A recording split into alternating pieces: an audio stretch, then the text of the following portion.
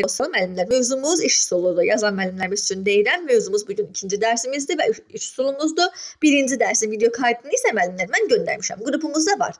Deməli, Əli müəllim gəlir. Əli Şıxəliyev, siz buyurun. Axşamınız xeyir müəllim. Axşamınız xeyir Əli müəllim. Xoş gördük sizə. Əli müəllim, fənniniz nədir? Kimyadır müəllim. Əla, super kollegayıq. Getdik. Belə bir sual verirəm. Şagird donor akseptor rabitəyə malik olan maddələrin adını sadalayır. İdrak taksonomiyasında hansı mərhələdir?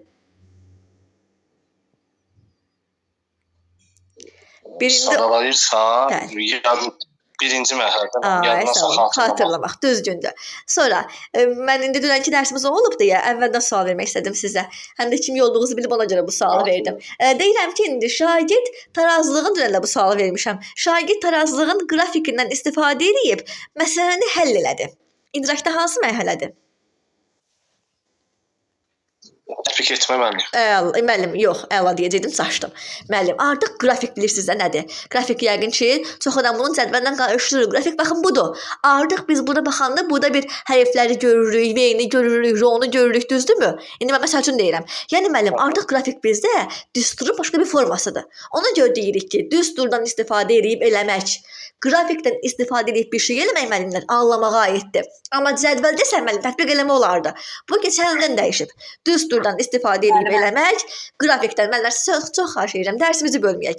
Qrafikdən istifadə eləmək, düsturdan istifadə eləmək anlamağa aiddir. Məsəl üçün, tutaq ki, sizə deyirəm sıxlığa aid. Tutaq ki, rho ilə V. Artıq siz bura baxanda görürsünüz ki, burada rho bərabərdir, M bölünsün V düsturundan istifadə eləmək lazımdır. Yəni hərfləri vermişəm də, rho-nu vermişəm, V-ni vermişəm. Artıq siz burada bir düsturdan istifadə edəcəksiniz ki, düz mütənasibdir məsəl üçün. Yəni artıq qrafik və bizdə düstur varsa anlamağa aiddir. Əli müəllim, siz mənə deyin görüm. Şagird hər hansısa bir şeyi dəfələrlə eləyirsə, məşq eləyirsə, psixomotorda hansı mərhələdir? Dəqiqlik. Dəqiqlik, düzgündür. İndi keçirəm situasiyaya aid sualımıza. Bu günlərin bunları öz dərsimizdə geniş bir şəkildə müzakirə eləmişik. Hər dərs bu tip sualları işləyirik onsuz da. Belə bir sual verirəm. Deyirəm ki, şagird olimpiyadaya gedəsidir. Amma son gün qərarından yayında ki, mən olimpiyadaya getmək istəmirəm. Və uşaq çox lisəyə düşür. Biraz belə özünü narahat hiss edir. Müəllim bu şagirdlə bağlı nə etməlidir? Fərdi söhbət aparmalıdır. Səbəbini soruşmalıdır. Empatiya, şagirdlə empatiya qurmalıdır. Müəllim, olimpiyadaya getmək məcburdur, yoxsa yox? Birində heç kimin fikrinə müdaxilə olunmurdu, düzdürmü? Amma qərarlar ağacında hamı öz fikrini deyir, müəllim hamı fikrini deyəndən sonra deyir ki, indi gəlin bu qədər fikir içərisindən yoxlayaq, ölçək, bitsək, 3 dənəsini götürək. 3 dənəsini götürürlər. Dalınca müəllim deyir ki, indi gəlin bu 3 dənəni də yoxlayaq, 3-ündən də birini götürək. Ölçürlər, bitirlər, 3-ündən də birini götürürlər. Hətta o axırıncı fikri bir də yoxlayırlar ki, görürsən ən yaxşı üsul budurmu? Bax, budur qərarlar ağacı və deyirik ki, hamı öz fikrini demişdi. Amma bir uşağın qərarını götürürük. Və o birlər daha söz-söhbət eləməli deyil ki, niyə mənim qərarımı götürmədi, niyə mənimki olmadı, artıq olar. Deməlidirlər ki, biz komandalarla birləşib hamımız bu qərarı vermişik ki, bir nəfərin qərarını seçirik. Yəni komanda işinə götürülən qərarlara hörmət eləmək lazımdır. Buna görə komanda işinə hörmət qərarlar ağacında olur. Gönül müəllimə axırıncı sualı verirəm. Yoldaş qiymətləndirməsi hansı iş üsullarındaydı və bunların hansında tənqidi düşüncə var idi? Karusel. Hansında tənqidi düşüncə var idi? Tənqidi düşüncə. Düzdür, karuselde var yoldaş qiymətləndirməsi. Baş birində də var və onda da tənqidi bir düşüncə var. Akvaryumda da yoldaş qiymətləndirməsi var idi. Bəli, orada da var, düzdür. Karuselde. Aha. Tənqidi düşüncə isə akvaryumda olur. Akvaryum müəllimlər. Karusel budur ki, yazılı formatda səsləri bağlayaq. Karusel budur ki, 2 qrupa bölünürük. Elə bir ki, A və B qrupu. Müəllim ortaya bir dənə mövzu qoyur. A qrupu da bunu yazır, B qrupu da bunu yazır. A qrupu öz yazdığını ötürür B qrupuna, B ötürür A qrupuna. Baxın bir dənə ekrana bir dənə diqqətlə fikir verin müəllimlər ekranımıza. Aha, bax elə bilin ki, bu A qrupun uşaqlarıdır, bu da B qrupun uşaqlarıdır. Ekranda şəkildə də maşallah fikir ver. A qrupu öz vərəqini ötürdü B qrupuna. A qrupunda olan hamı vərəqi B qrupunda olan hamı tərəfindən yoxlanılır. Ora bunu yazırlar üstündəki, düzəliş eləyirlər hamının dəftərində. Bu karuseldir. Bu da bir söz yoxdur. Amma akvariumda xarici və daxili qrup var. Xarici qrup çöldə olan münsiflərdir. Daxili qrup isə içəridə olan biraz bir şeyi müzakirə edənlərdir. Xaricdə olanlar hegemon kimi, daxildə olanlar dinləyir. Daxildə olanın biri bir söz dedisə, səhv bir şey dedisə, qalxıb deyir ki, onu səhv dedi. Artıq onlarda tənqid eləmək var, öz sözlərlə demək var, müdaxilə eləmək var. Ona görə deyirik ki, yoldaş qiymətləndirməsi 2 dənəsində var. Əvvəl üst dənə idi, yadınızda qalsın, indi birdən çaşıb salarlar. Bizdə birdə var idi ki, dəyirmi masa.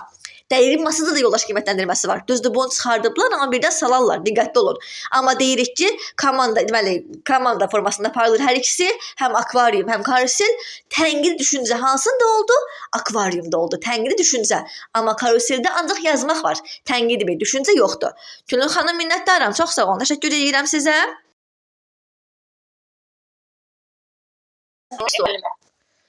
Müəllimlər, təxəyyül nədir? Leyla müəllimə.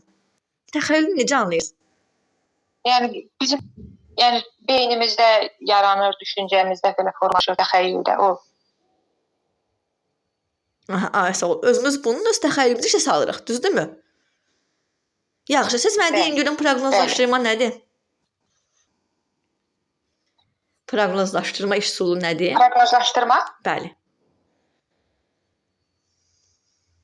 Atdığım icatda da var idi. Orada məsəl üçün bir mətni oxuyursan, arxasını dayandırırsan, o şagirdə soruşursan ki, yəni arxasını sən deyil. Aha, indi uşaq necə arxasını? Uşaq arxasını nə edir? Öz təxəyyülünlə arxasını gətirir də, proqnozlaşdırma da budadır da. Müəllimə, proqnozlaşdırma budur ki, arxasını uşaq özü gətirir, öz təxəyyülünlə gətirir. Elə budur da təxəyyül proqnozlaşdırma. Mən düşündüm ki, bunu asan bir şey kimi tapmaq olar, amma çox qəliz bir suala biz bunu çevirdik müəllimlərdən bir yerdə. Yaxşı, hansı iş solumuzdakı deduksiya, hansında induksiya baş verir?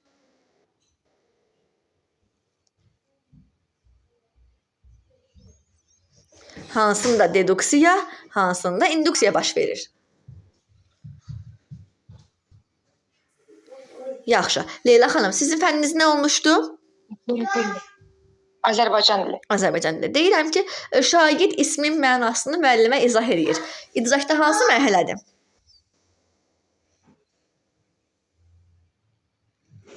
Hər hansı bir şeyin mənasını izah edir. İdraçda xatırlamaqdırmı, bunu anlayıbmı eləyir, tətbiqmi eləyir, dəyərləndirməmi eləyir, təhlilmi eləyir?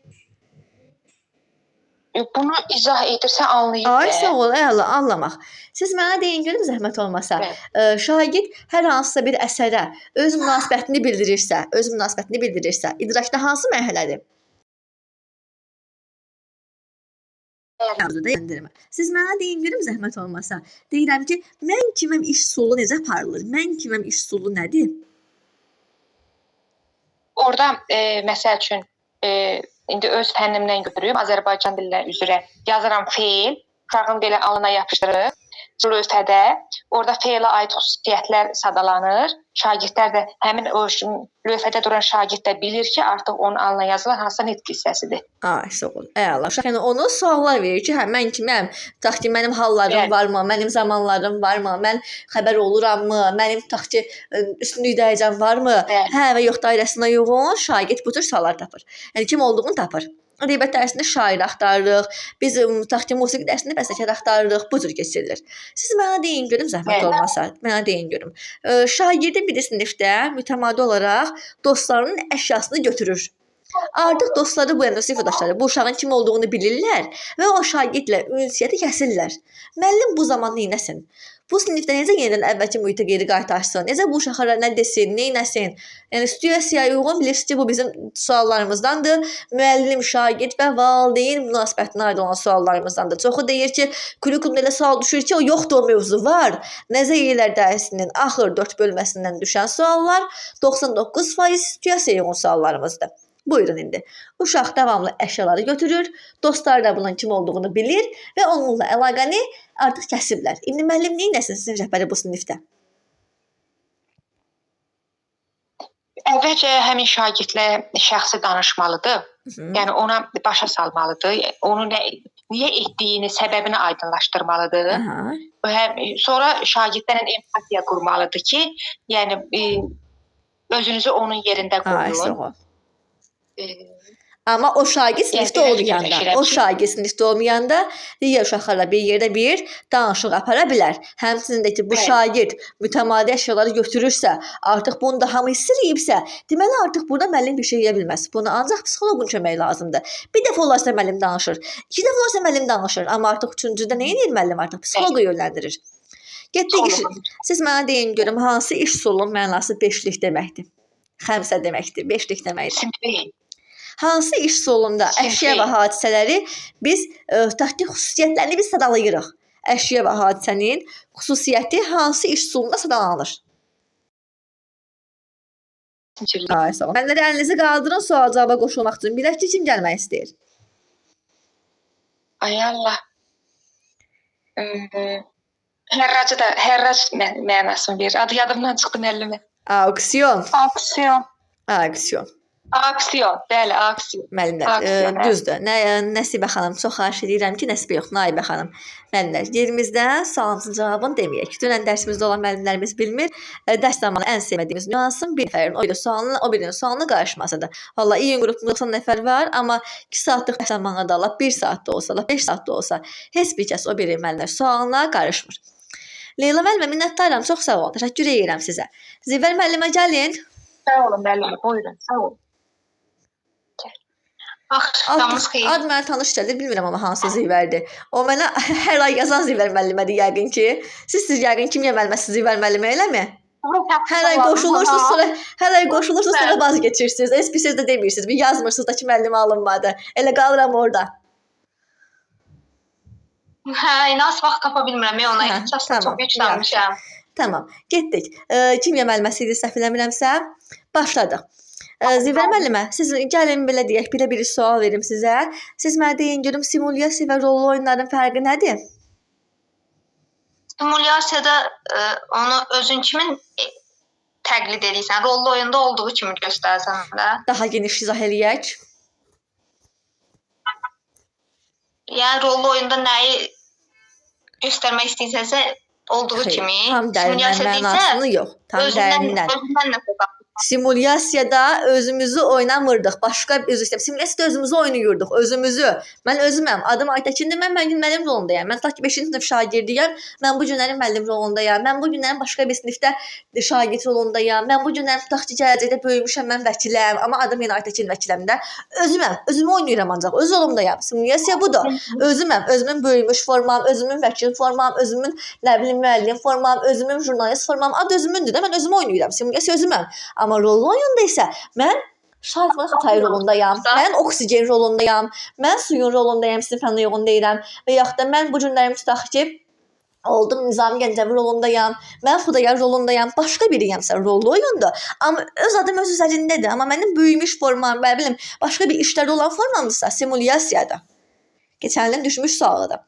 Yaxşı, siz mənə deyin görüm zəhmət olmasa, deməli, söz oyunu hansı iş solunun digər adıdır? Söz oyunu.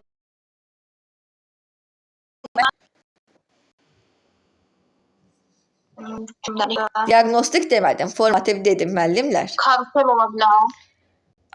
Bəli, elə karuselin özü formativ qiymətləndirmə üsulu ola bilər, düzgündür. Siz deyin görün bilikləri aktivləşdirən üsul hansıdır? Aktivləşdirən. Mövcud aktivləşdirən. O klasterdir. Bəli, klasterdir. Zivər müəllimə çox sağ olun. Minnətdaram, təşəkkür edirəm sizə. Çox sağ olun. Demək müəllimlər, kimimiz gəlsin ki, burada?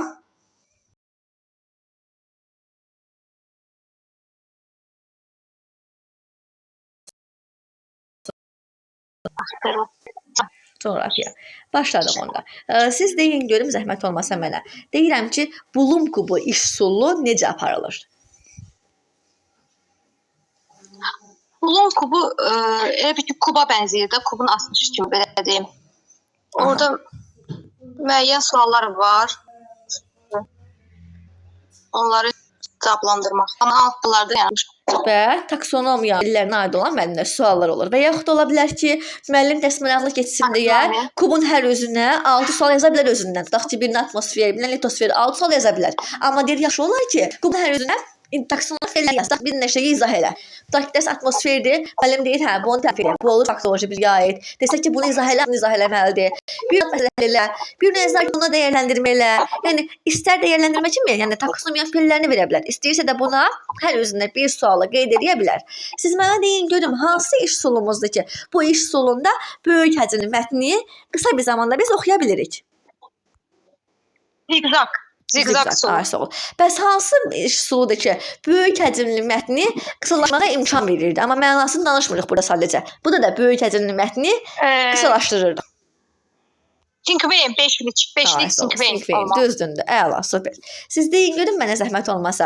Deməli. Hə, hansı iş üsulumuzda assosiasiyalar var? Asosiasiya qərarlar ağacı, qərarlar ağacında var. Sonra klasterdə də. Qərarlar ağacında assosiasiya Sonra yoxdur. auksiyonda da var. Aha, auksiyonda var. Başlarında var saymaq olardı. Müzakirə xəritəsi demək istədim. Əslində qərarlar ağacı yox, müzakirə xəritəsi demək istədim. Aha, yaxşı. Elə siz can deyin görək bizə. Bu müzakirə xəritəsi nədir? Bu nə olduğunu müzakirə xəritəsi elə bir ki, hər hansı bir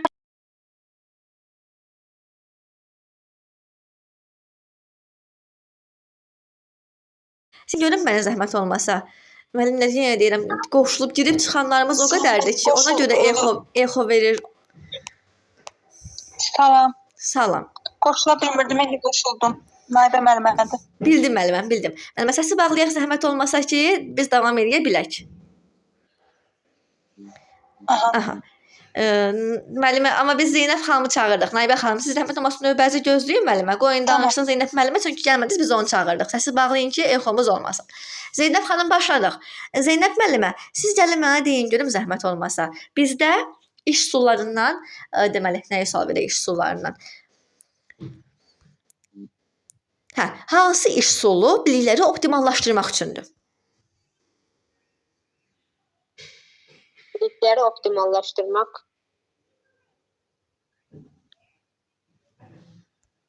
Bəli, optimallaşdırmaq. Deyəmlər.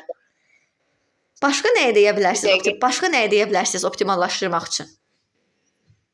BIBON demək olar. Bəli, müəllimə, BIBO'yu optimallaşdırmaq üçün. Hansı iş üsullarında köhnə biliklə yeni bilik arasında əlaqələr qurulurdu? Elə BIBO'nun özündə var. Bir də nəyə demək olar bunu? Nəyə də götürə bilərik bunu başqa? Köhnədən yeni. Deməli, BIBO'da var, Eiler-Venn diaqramında var, klasterdə var. Siz mənə deyin görüm 3-2-1 iş üsulu necə aparılır? Və nə aparmağa imkan verir bu üsul bizə? 3-2-1 şeydə qiymətləndirmədir. Qiymətləndirmə yəni o zamanı bundan istifadə edirik. Deməli bizə 3 də artıq bildiyimiz, 2 dənə maraqlı olan, bir dənə də aydın olmayan. Aha, düzgündür. Siz deyin görün mənə zəhmət olmasa. Deməli, bizdə baxın, gəlin 37-ci sualı işləyək. Bəli. Bu ardıcıllıq 2022-ci ilin qəbul sualıdır. Qərarlar ağacı hansı ardıcıllıqla tətbiq edilməlidir? Deməli, 1-3 variantdan. 1 ilə başlayırıq, sonra 3, sonra deməli 1-3-4 2-5 A bəndi. Ay, sağ ol. Bəli, A bəndidir. Siz deyin görüm hansı iş üsuludur ki, cavabdan sual çıxardırıq? Sokrat diyaloqu.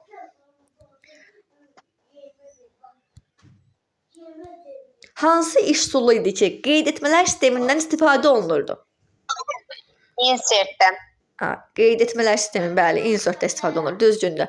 Bəs siz mənə deyin görüm zəhmət olmasa, bəs hansı iş üsulu idi ki, şagirddə burada özünə güvən, özünə ilə formalaşır? Beyin həmləsi. Aha. Hansı iş üsulumuzda dedik ki, motivasiyaya əsaslanan problem həll eləmə baş verirdi. Amma motivasiyaya əsaslanırdı bu. Motivasiyaya əsaslanan problemi həll eləmə.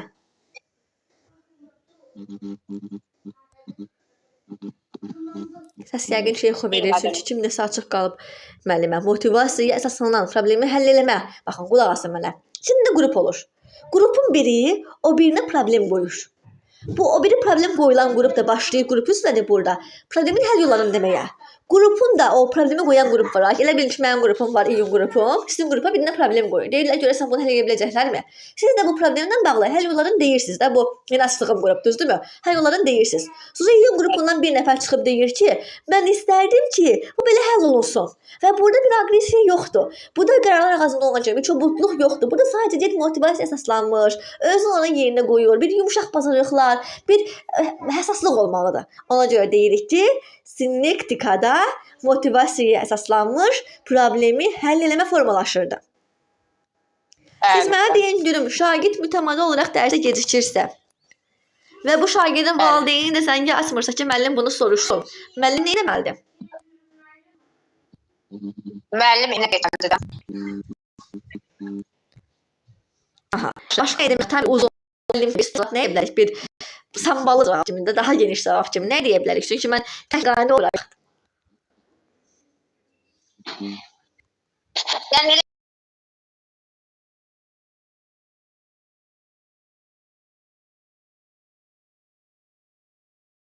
Yəni aktivləşdirmək klassdaydı, aktuallaşdırmaq hansındaydı? Mənim səsiniz o qədər çətin eşidirəm ki, başa düşmürəm sualı. Deyirəm ki, aktuallaşdırmaq hansı iş üsulunda var? Aktuallaşdırmaq. BİBÜ klasterdə də ola bilər. Aktivləşdirmək klasterdədir. Mən aktuallaşdırmaq demişəm, aktual. Euler-Venn diaqramımızda müəllimlər, Euler-Venn diaqramımızda aktuallaşdırmaq var. İndi müəllimlər dərs bitən kimi qrupa açacağam. Bu sualları da səsli formada orada sizə ünvanlardan bir də verəcəm Allah qoysa. Səslə bağlı problem var deyənlər üçün deyirəm ki, orada təkrar bir də mən sizə bu sualları verəcəm. Bilmirəm, dünənlərim qətiyyən problemimiz olmamışdı. Bu gün nəsə problem var səslə bağlı. Ola bilər çox müəllimimiz qoşulub, bəlkə də açıq qalır kimsə kompüterlə qoşulub, bəlkə də ona görə. Yaxşı, siz deyin görün mənə, deməli, hansı iş üsullarında ən çox deyə bilərik ki, natiqlik, hansı iş üsulunda natiqlik formalaşır, natiqlik. İş üsulunda şəxsi ifadə tərzi formalaşırdı. Assimilyasiya. Beyin həmləsində. O biraz yaradıcılıq tələb edir. Beyin həmləsində. Assimilasiya rola girməkdir. Bəli, beyin həmləsi. Hansı iş üsulumuzda həyati bir situasiyalar qoyulur və biz burada özümüzü vəkil kimi sanki bir yəni işdən çıxmalıyıq. Həyati situasiya qoyulur. Həyatdan götürülür mövzu. Onunla uyğun biz orada özümüzü müdafiə eləməliyik.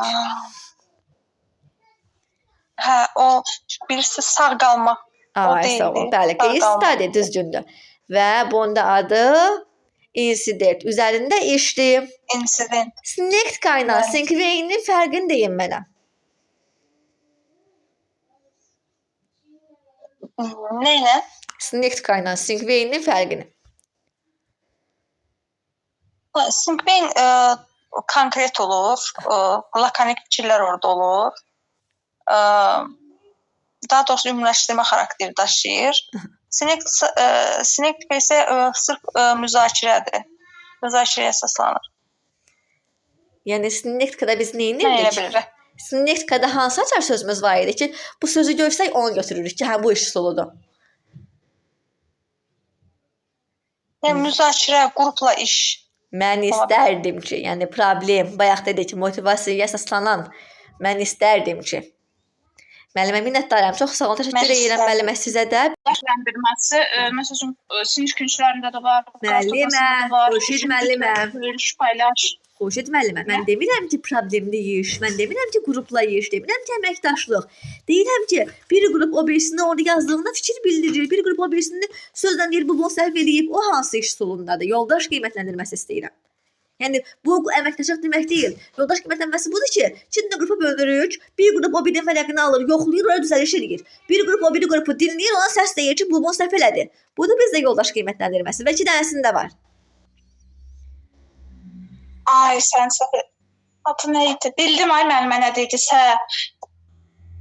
Bir-birinin səhvlərini düzəldir falan. Karusel. Debatda var idi. Karusel və akvaryum Xurşid müəllimə. Karusel və akvaryumdaydı yoldaş qiymətləndirməsi. Siz deyin görün mənə, yaxşı, hansı iş üsulumuz müzakirə aparmaq üçündür? Bu da biz müzakirə aparırıq. Nəysə oxşar fərqli cəhətləri müqayisə edirik. Verin. Öz fənnimə uyğun nə idim, eşitmədim. Səsiniz gəlmir ay müəllimə.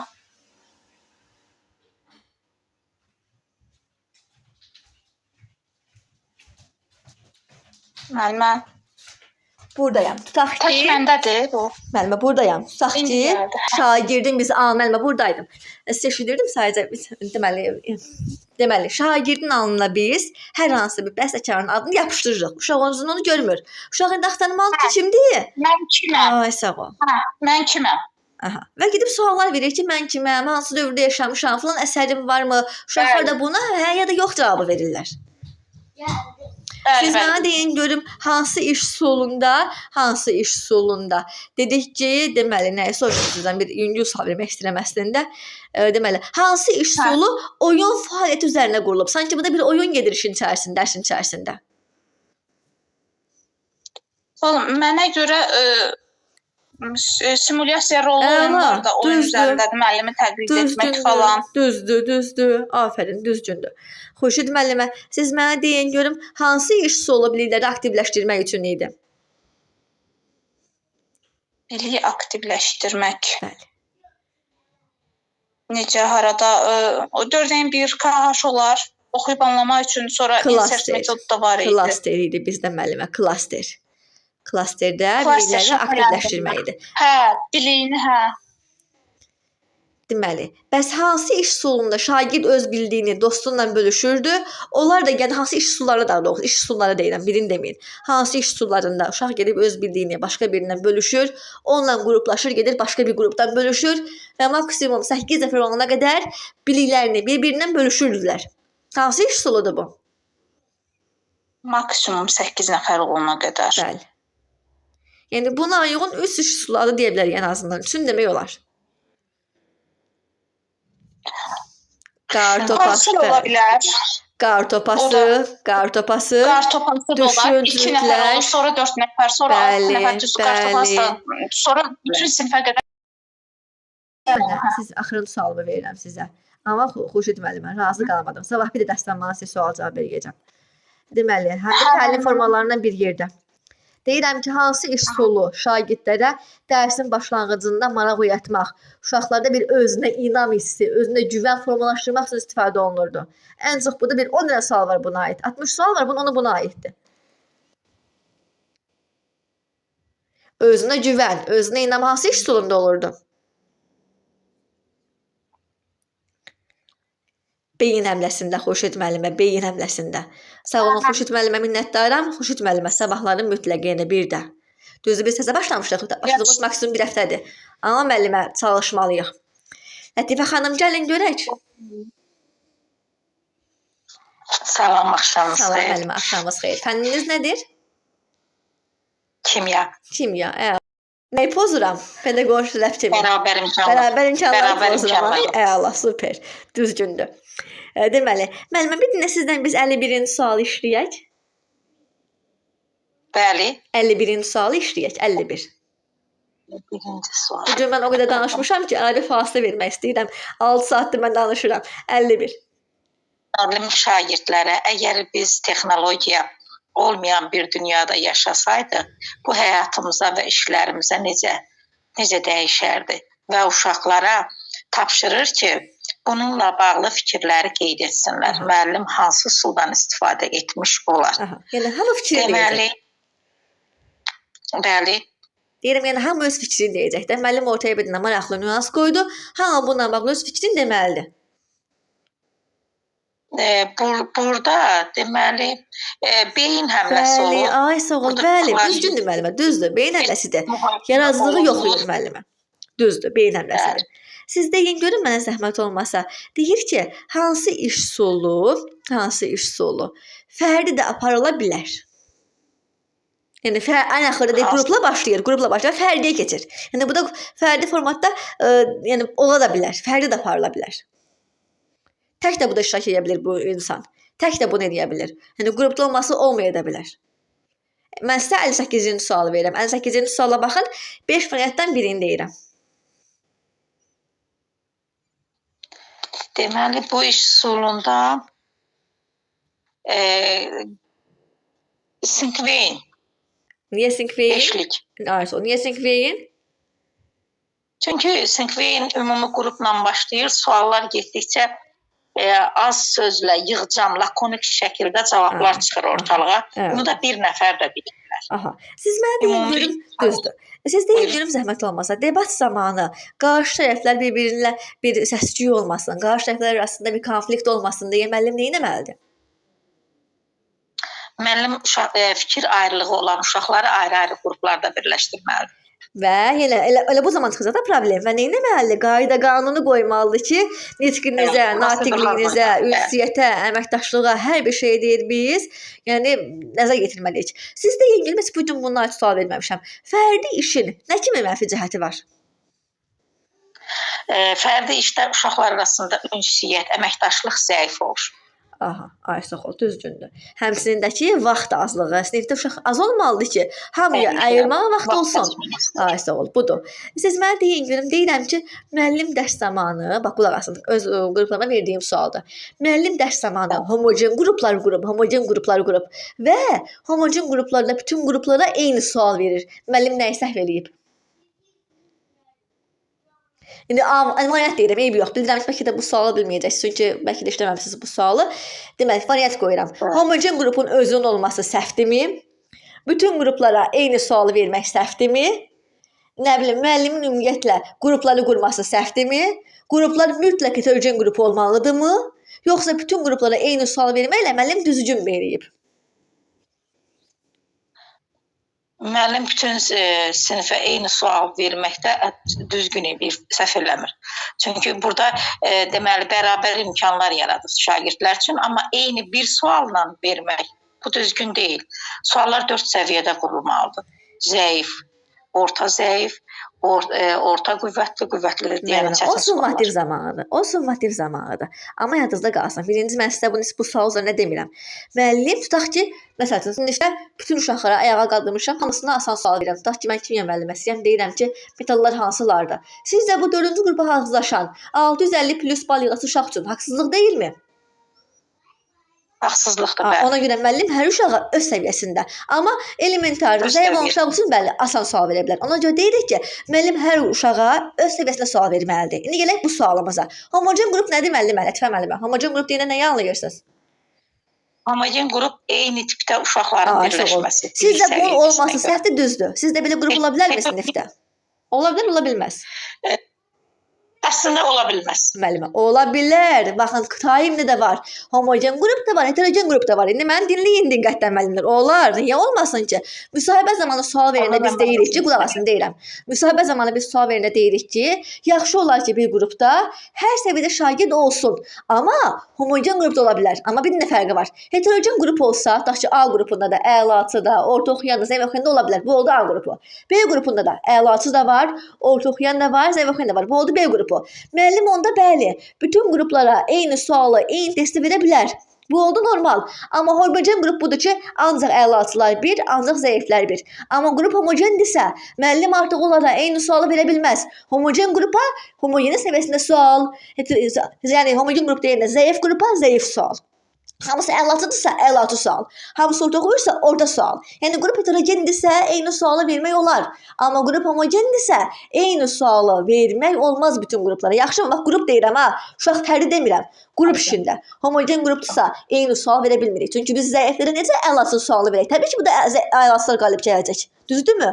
Amma zəif qrupa, və qrupa bilirsiniz, qayda qanun qoyuruq. Hətta deyir ki, müşahidə olunub ki, homogen qruplar içərisində hər zaman çox vaxt, yəni hər zaman deməyim də, zəif qrup qalib gəlir. Niyə? Deyir ki, iki qosun başı bir qazanında qaynamır. Əlası qrupda, hamısı əlatıdır, lider olmaq üstündə bir dava. Hamı deyir, mənliyən olsun ikinci dava. Hamısı bir-birinə belə deyim də, şey olmaq istəyir də, lider olmaq istəyir, belə homogen olmaq istəyir. Nətər deyim, homogen nə idi? Lider, yəni üstün olmaq istəyir hamısı. Ona görə konflikt baş verir çox vaxt bunlarda, qayda qanun olsa da. Amma zəif qrupda hamısı elə öz səviyyəsindədirlər deyə hamısı normal işləyirlər. Buna görə müəllim bilir ki, qrup işində cavabdan çox, düzgün baldan çox əməkdaşlığa, ünsiyyətə, nitqə, natiqliyə, davranışa fikir verirdi. Buna görə deyir, çox vaxt elə zəif olan qruplar qalib gəlir. Çünki niyə? Hamısı normal davranırlar bir-birindən. Amma əlatsızlar olan qrupda neynirlər? Sual çətindir, öz səviyyələrində olan sualdır və arada konflikt baş verir çox vaxt. Aydındırmı Lətifə müəllimə? Bəli. Tamam, getdik. Jalə xanım, siz deyin görün mənə zəhmət olmasa. Deməli, İstəyirsiniz bir test işləyək. Müəllimlər, iş üsullarına bağlı düşmə ehtimalı olan iki tip test var. Biri 48-ci sual tipində olan testdir, yəni uyğunluqla bağlı. Biri də o testdir ki, deyir verilənlər içərisində hansı iş üsulu yoxdur. Yəni 5 nömrə cümlə verir, 5 iş üsulu verir. Orada da sual çözək ki, biri olmayacaq. Yəni 90% etibarı ilə, yəqin ki, bu sualı görəndə mənə xatırlayarsınız. İş üsullarına bağlı müəllimlər, düşmə ehtimalı olan sual tipi MİQ imtahanında 90% ehtimalla həmin sual tipidir. İndi gəlin biz sizdən istəyirsinizsə, deməli, ya da yox, 48-i işləyək, yoxsa işləməyək, bilmirəm. İşləyək müəllimə, işləyək. Day demişiksə işləyək. Uyğunluğu müəyyən edin deyir burada. Akvarium iş üsulunda şagirdlər xarici və daxili qruplara bölünür. Doğrudur bu. Ki, böyük və kiçik qruplar olur. Xaricdə daha böyük, daxildə isə kiçik qruplar bir-birinə müdaxilə edə bilir. Yəni ki, xarici qruplar daxili qrupların işinə müdaxilə edə bilir. Və təqdim düşüncə formalaşırdı. 3-2-1 üsulunda motivasiya üçün istifadə etmək olar. Motivasiya yox, refleksiya üçün istifadə olunur. Rəqs əlaqənin qurulmasında. Bu yanlışdır. Aksiyon iş üsulunda şagirdlərin yaradıcı təfəkkürü inkişaf etdirilir. Yaradıcı təfəkkürlük burada bir şey yoxdur axı. Yəni hər öz fikrini bildirir, ən sonda deyilən fikir dəyərləndirilir. Xeyr, aksiyonda hər razıdır. Qarışdırmısınız əslində. Yəni cavabınız düzgün, səhvdir. Amma aksiyon hər razıdır. Müəllim sayırdı 1-2-3 ərzində. O idi aksiyon. Ən son fikrini deyən, ən son kimin fikri olursa, onda deyilən fikir qalib gəlir də. Bəli. Beyin həmləsi iş üsulunda həm qrup, həm də fərdi şəkildə aparmaq mümkündür. Düzdür bu. Yəni bütün siniflə də aparıla bilər beyin həmləsi, fərdi şəkildə də aparıla bilər. Demək bir iş olacaq burada doğru cavab. Düzgündür. Siz gəlin mən deyin görüm zəhmət olmasa. Deyir ki, deməli, hansı iş üsulunda belə bayaqda bu sual verin. Yox, siz gəlin mənə əsaslandırım olan iş üsullarını sayın. Baxın, heç bu gün bu sual verməmişik. Hər yerə biz toxunmuşuq bütün iş üsullarına. Yəni assosiasiyanı saydıq. Bir lakonikliyi saymamışıq. Bir də ki, əsaslandırmağı saymamışıq. İndi deyin görüm hansı iş üsullarında assosiasiya olur? Səhv etmirəmsə lakoniklik. Sinkrendə bir isim söyləyir, sonra iki sifət, sonra feil, onu həm iş üsullaşdırır. Düzgündür. Bəs əsaslandırmaq hansılarda olur? Əsaslandırmaq. Necə? Fikrini çıxış edib öz fikrini əsaslandırmaqla debatda səhv etmirəmsə. Sonra çoxunda var mənim, çoxunda var. Qərarlar ağacında da var idi, blokunda da var idi. Qərarlar ağacı. Bəs yaxşı, şagirdlər bir-birini dinləməlidirlər ki, dinləyib o da mövzunu anlasın, o da çıxıb onunla bağlı fikir bildirə bilər. Yəni dinləmə, anlama hansı üsullarındaydı? Onu dinləməlidir mütləq ki, o da mövzudan xəbərdar olsun. Dinləyib, anlama. Debatda da bir-birini dinləmək mədəniyyət formalaşır bir-birinə. Əlləriniz yazdı. Bir də aksiyonda da olmalıdır, səhv etmirəmsə dinləmə. Ziqzaqın mahiyyəti nədir? Ziqzaqın mahiyyətini deyin mənə, onda biləcəksiniz nəyi deyirəm. Ziqzaq iri mətnləri, iri hərfləri qruplara bölüb, müxtəlif qruplar sonra gəlir birləşirlər, lider qruplar yaranır. Yəni burada nömrəliyirlər şagirdləri. Nömrəliyirlər. Hərəsi bir səhifəni oxuyur. Biri bir səhifəni oxuyur, iki səhifəni oxuyur. Daha sonra ümumiləşdirmə aparırlar. Hamısının ancaq eyni mətn haqqında bütün qrupların məlumatı. Və mən verdiyim sualın cavabı mənim zigzag idi. Mən dedim ki, sualımızda dinləyib anlamı olmalıdır ki, o mövzudan xəbərdar olsun. Yəni uşaq birinci səfərə oxuyub, düzdürmü? Birinci biri oxuyub, amma ikinci danışan dinləməlidir ki, ikidə xəbəri olsun, davamından xəbəri olsun. Özü birinci biri oxuyur. Birinci bunun kifayətlənsə heç nəyi bilməyəcək mətndən bağlı, dərsdən bağlı, hekayə ilə bağlı. İkini də dinləməlidir. Üçü də dinləməlidir ki, anlasın ki, söhbət nədən gedir. Ona görə dedim ki, dinləyib anlamanın ən çox üstün olduğu, dinləyib anlama bunda vacibdir ki, bu o mövzu ilə bağlı məlumatlı olsun, müəllimə zigzag da oldu. Siz deyin görün mənə zəhmət olmasa. Siz mənə deyin görüm zəhmət olmasa. Tutaq ki, deyirəm ki, adınızı da unutdum. Bax, burada da görmürəm. Jalə. Deyirəm ki, Jalə müəllimə bilir ki, kurikulum imtahana az vaxt qalıb, dərsləri yaxşı oxumaq lazımdır. Maksimum çalışmaq lazımdır. Demək siz emosional taksonomiyada hansı mərhələdəsiz? Təşkil etmə. Ay, sağ olun. Siz sağ olun müəllimə. Yəni müəllimlər, mövzudan qorxmayın. İş sualları müəllimlər 30 nə qədərsə ola bilər. Amma orada bir samballı maksimum 15 gündə sual çıxa bilər bundan. Assosiasiya, lakoniklik, yoldaş qiymətləndirməsi, əsaslandırmaq, arqument gətirmək, komanda işinə hörmət, sonra orada oldu tənqidi düşüncə, dinləyib anlama. Deməli, orada oldu bir də bizdə vacib bir sözümüz nə olmuşdu? Özünə ilə formalaşırdı. Natiqlik 11-ci, şəxsi ifadə tərzi 12-ci sual. Biliklərini bölüşürdü. 13-cü sual maksimum müəllimlər 15 gündə sual çıxa bilər iş suallarına bağlı. Siz sadəcə dediyimdə burada müəllimə bir iş düşmür əslində. Bunu sadəcə əzbərləmək lazımdır. Söz yığını da. Yəni mən bayaq demişəm bunu dərs zamanı. Bu taksonomiya deyil ki, mən deyim ki, hə bu da mənim izahım lazımdır. Mən sizə bu da kivə eləməliyəm. Siz sadəcə bunu oxuyub oxuduğunuzu anlamağınız lazımdır. Başqa heç bir şey yoxdur bu iş suallarında. Jalə xanım, təşəkkür edirəm. Kifayətdir sizdən. Minnətdaram. Çox sağ olun sizdə.